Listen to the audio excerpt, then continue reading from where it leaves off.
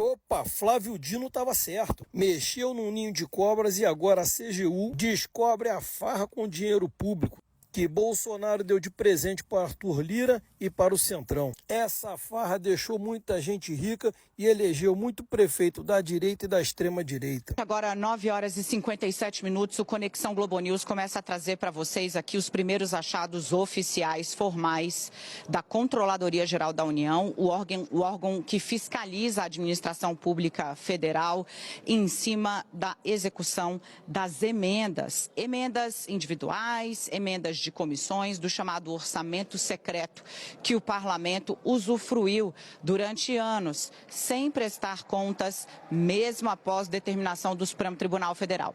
A determinação foi feita há 2 anos e a CGU coloca no papel que ela nunca foi cumprida. A CGU escreve que é impossível identificar ao longo de 2020, 2021 e 2022 quem é o patrono de dinheiro que foi literalmente perdido pelo Brasil. A gente começa a trazer os registros e eu digo começa porque são centenas de páginas que foram anexadas aos autos no fim da noite de ontem. Portanto, também é público o registro que a gente traz para você.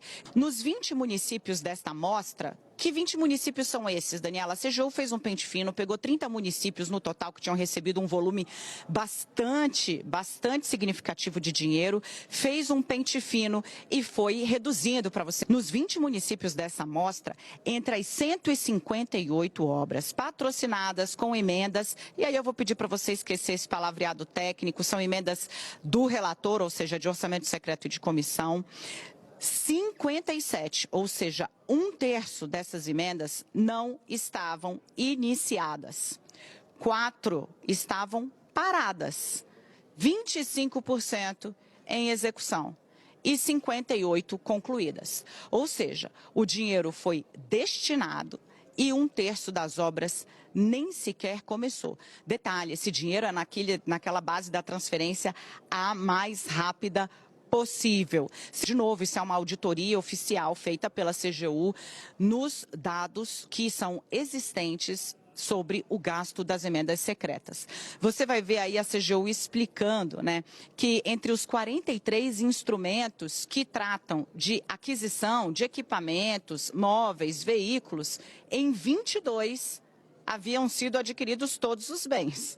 Em 4, os bens haviam sido parcialmente adquiridos. Nos demais, ainda não haviam começado, estavam em ações preparatórias, ou seja, quem destinou dinheiro público há anos para comprar mobiliário, para equipamento público ou obras, não recebeu ainda um pedaço significativo, 17 de 44, 43 obras. Vamos partir para um outro ponto que eu considero muito importante, na página 148, que está aí com o nosso time. E aí, gente, eu peço para vocês prestarem bastante atenção no primeiro parágrafo, porque é uma das nossas maiores deficiências, Leilane, Camila e o Valdo, que eu sei que está aqui em Brasília também e que vai poder falar sobre esse assunto. Na página 148, no primeiro item, você vai ver aí, em relação especificamente à educação básica, das 37 obras objetos de emendas, 29, ou seja, gente, quase 80%, não haviam sido iniciadas. É dinheiro no ralo. Das 37 obras, só nesses municípios que eu citei para vocês, o pente fino, 29, 79% não haviam sido iniciadas. E aí eles demarcam em quais municípios isso aconteceu. Eu vou passar a bola para a gente poder ir fatiando esse material, como eu disse, é extenso, mas queria trazer para vocês uma segunda parte desse escândalo. Porque sim, é um escândalo. É dinheiro que saiu do nosso bolso e que a gente não sabe onde foi parar e que claramente não foi usado. A CGU anexou nos autos desse processo fotos de obras inexistentes, fotos de canteiros que não estavam prontos, diversos registros de obras que estão absolutamente atrasadas. O termo técnico é: você já recebeu o dinheiro e o cronograma de execução está absolutamente fora do esquadro. Partindo, gente, para para o que a gente vai trazer agora a respeito de ONGs, entidades da sociedade civil. A gente viu recentemente um parlamentar cujos aliados queriam abrir uma entidade de sociedade civil exatamente para receber emenda. Olha o que a CGU encontra aqui no que diz respeito às organizações de terceiro setor. A CGU, gente, constata que em 6 das 9 entidades analisadas, nesse caso aqui a CGU pegou as 10 ONGs que mais receberam recursos, que tinham recebido recursos vultuosos e passou em um pente fino. Em 6 das 9 entidades analisadas foi constatada a ausência de chamamento público. Isso está na página 4 de 7 de um relatório que eu mandei para o Lucas, já aparece aí na sua tela. É o terceiro item, tá?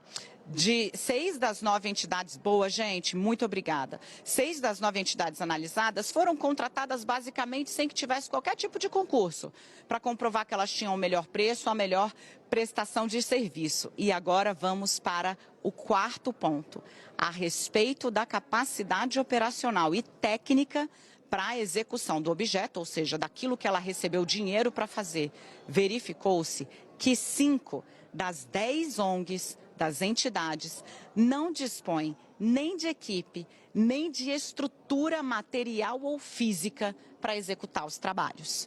Isso, gente, eu paro por aqui para a gente poder girar, trazer esse assunto. Estou no plenário da Câmara dos Deputados, Câmara que briga para ter esse instrumento de volta, que claramente a CGU fez uma auditoria parcial, Camila, como você sabe, pensando municípios com base nos valores recebidos e de onde puxou uma pena, encontrou não uma galinha, mas uma granja inteira. É muito desperdício de dinheiro público. A partir disso, eu volto e jogo para você, Camila, com aquela frase de bastidor que a gente já contou aqui, deixada pelo ministro Gilmar Mendes numa conversa com parlamentares, quando o ministro Flávio Dino, que é o relator desse processo, que recebeu esses dados, como eu disse, entregues pela CGU oficialmente ao Supremo na noite de ontem, o Congresso, gente, foi salvo de si mesmo pelo Flávio Dino. Foi isso que disse Gilmar Mendes, porque a investigação que advém desse material deixa claro que só numa parcela